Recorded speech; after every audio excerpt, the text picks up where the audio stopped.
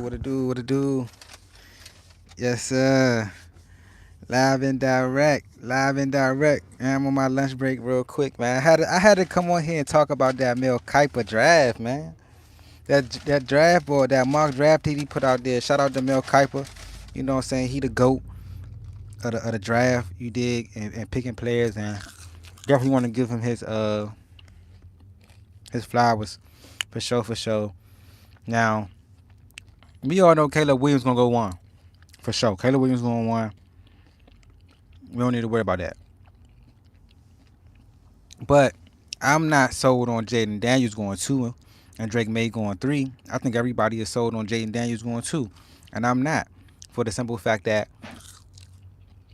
I don't fault him for having great players around him.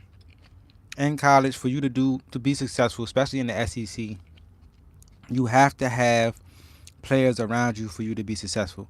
But you also have to utilize those special players in a way that can justify your second or first overall pick in the NFL draft, a la, you know what I'm saying, a Joe Burrow when he had Jamar Chase, and then he had Justin Jefferson all on the same team, national championship. You feel what I'm saying? So, and I seen his pro day. I went back and watched some of his tape. I'm like, under the center gonna be a problem for him. Just evaluating under the center will be a problem for him. But I mean, if he goes to Washington with Cliff Kingsbury, he is not a lot of under the center with that system. He got Drake May going three to New England. Now, Drake May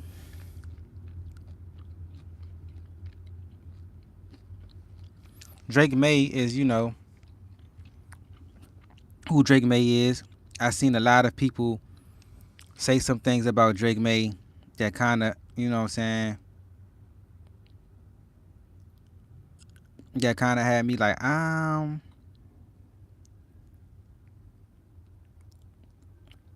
on, I'm trying to see how this shit kind of worked though a little bit.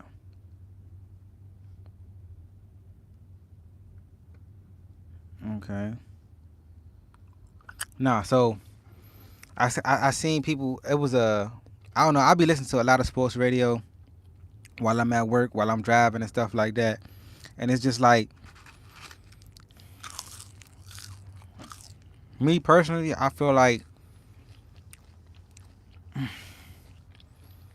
it was a little hard critique. What I know why he said what he said about Drake May. If you draft Drake May, you could get fired because Drake May's ceiling is so high with the athleticism, with the arm, with the total quarterback build.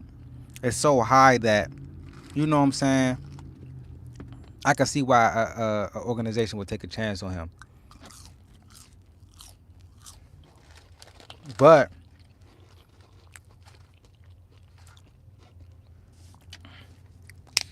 me personally, I like Drake May. I think Drake May can be special in the NFL. I think with the right coaching staff and him around, the right offensive coordinator with the right team, Drake May could be special in the NFL just because of his talent. I think he could be the next Justin Herbert.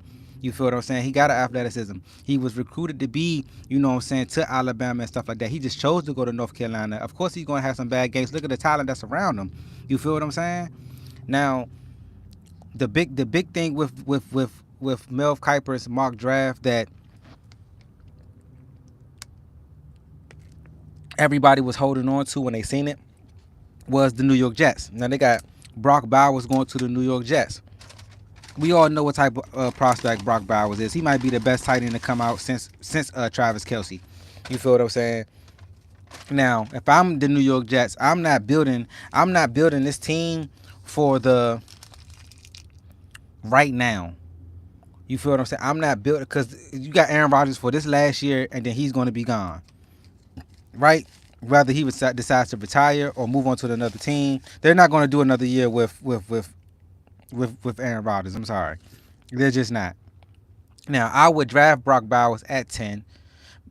You feel what I'm saying? And then for your next quarterback that comes in after Aaron Rodgers, now he has something to fall on. That offensive line is not going to last that long. They're all old. They're like in their high 30s, early 40s, and stuff like that. Like, I wouldn't go all in on a 40-year-old coming off of Achilles heel Aaron Rodgers type team. That's just me. Aaron Rodgers is the GOAT. He's not the GOAT. He is one of the GOATs. He is, you know what I'm saying, a great Hall of Fame quarterback, but I'm not going all in on a team with a 40-year-old quarterback. That's just me. I'm not doing that. So I would draft Brock Bowers. Because if you draft Brock Bowers you probably get another quarterback later on in this draft, because there's good quarterbacks. A lot of people not talking about Jordan Travis, even though he had that knee injury. Jordan Travis was one of the best quarterbacks last year in college football for Florida State. If he would have never got injured, he would have been that Florida State team would have looked different. They probably would have made the college football playoffs. Don't sleep on him. I know he had an injury, but don't sleep on him. You draft somebody you that can come into a situation that's going to have a Brock Bowers. You got Wilson. You know what I'm saying? You got your running back that's a great running back, and his name is slipping my mind right now. So Bryce. But you have to. I wouldn't go all in on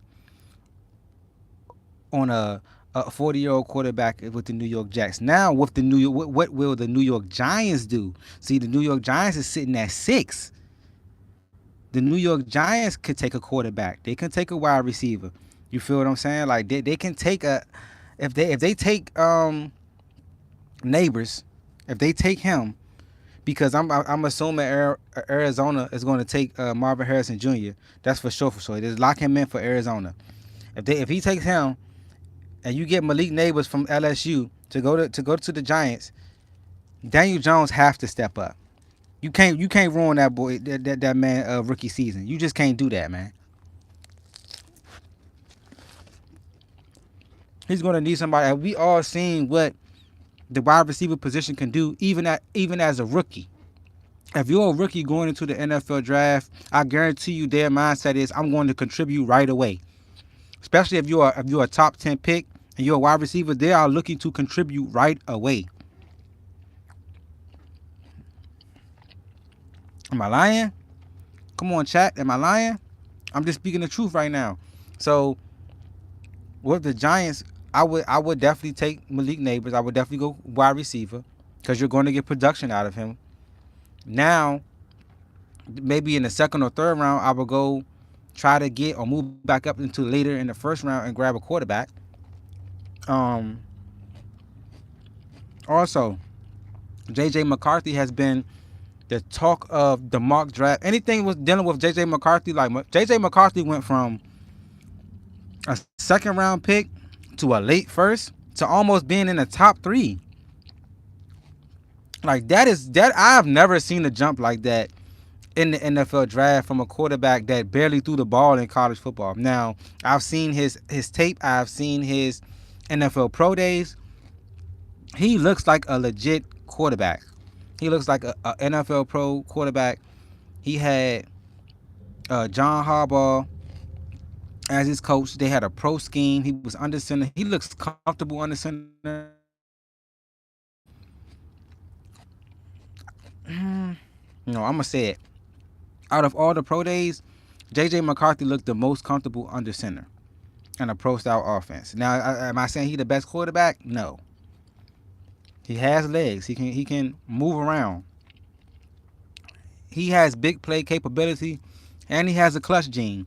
I guarantee you, those organizations that's liking J.J. McCarthy, they're liking him because of what he did against Alabama.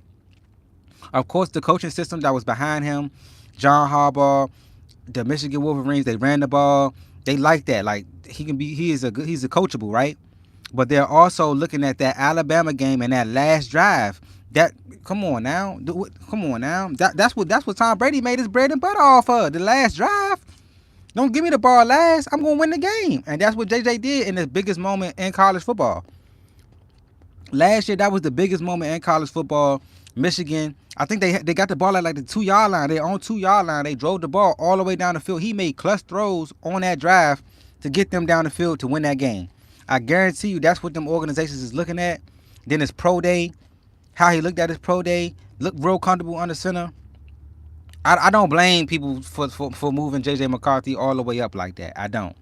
But I won't say that he's better than Drake May. He's definitely not better than Jaden Daniels.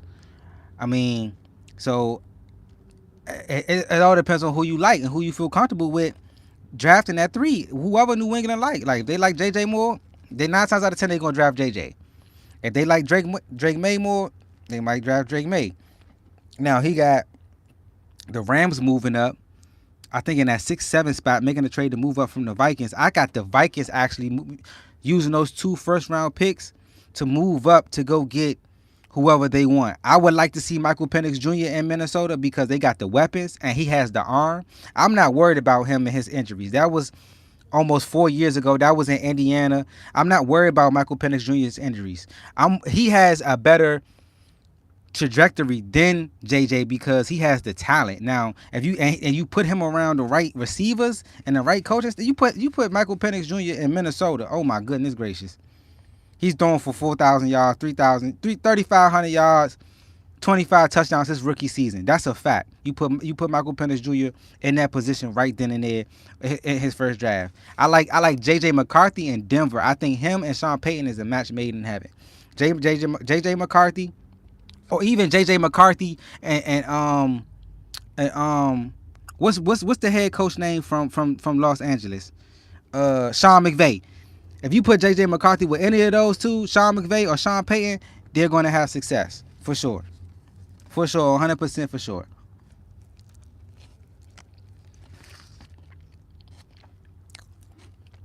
This NFL draft will be so... It's going to be crazy because I feel like it's going to be a lot of ups and downs. There's going to be a lot of people moving around in the first round. Like this NFL draft is going to be one to watch. You got because it can be as much as 6 quarterbacks come off the board in the first round, or it can be at least as 3. You feel what I'm saying? We know for a fact though the first 3 picks are going to be quarterbacks. This quarterback class is going to be compared to that quarterback class that had Ben Roethlisberger, Eli Manning, Phillip Rivers. It's going to be one of them type NFL drafts, one of them type classes that we're going to watch their careers. We're going to watch them throughout their whole career and then compare them to each other. Even all 6 of them, because if you look at it, Caleb, Jaden Daniels, Drake May, JJ McCarthy, Michael Penix Jr., Bo Nix. This is really all 6 of them. We're going to compare them to each other and how they did in the NFL after this draft. This draft will not be the same. Like, we have never seen a draft that has 6 qualified quarterbacks that we're going to look at them and compare their careers to each other based on wherever they go. That's a fact. That's a fact, man. I appreciate you if you're in the live. Make sure you hit that like button. Subscribe to the channel. I will be going live tonight. Respect my perspective. I will be on there with Sean. We will be doing some things, man. I appreciate y'all for tapping in. I'm at work. I'm on my break. I'm just talking football. I love it. I got a lot else to talk about. We got UFC 300. We got Milwaukee Bucks, the Lakers, Golden State. We got Denver versus Minnesota tonight. We got a lot to talk about. The women's WNBA draft. Who's gonna go 1, 2, 3, or 4? Caitlin Clark, or is it Angel Reese, or is it Cordoza from South Carolina? I appreciate y'all for tapping in with me. Please hit that subscribe button. Please hit that like button. I'm about to finish my lunch. You dig what I'm saying? Because I am hungry. And I'll holler at y'all in the next one, man. For sure. How about I end this thing? Damn, I don't even know how to end this hoe. How about I end it, y'all? Gang, man. What's up, y'all? Oh, there you go. Hey, make sure y'all hit that like button, man. The 3 dots up at the top. Hit that like button on the live. We gonna be live later on tonight. Lock in, subscribe, hit the notification bell. We'll be live tonight, man. We going live tonight, me and the gang. Make sure you tune in, tap in with me, man. We gonna talk that talk.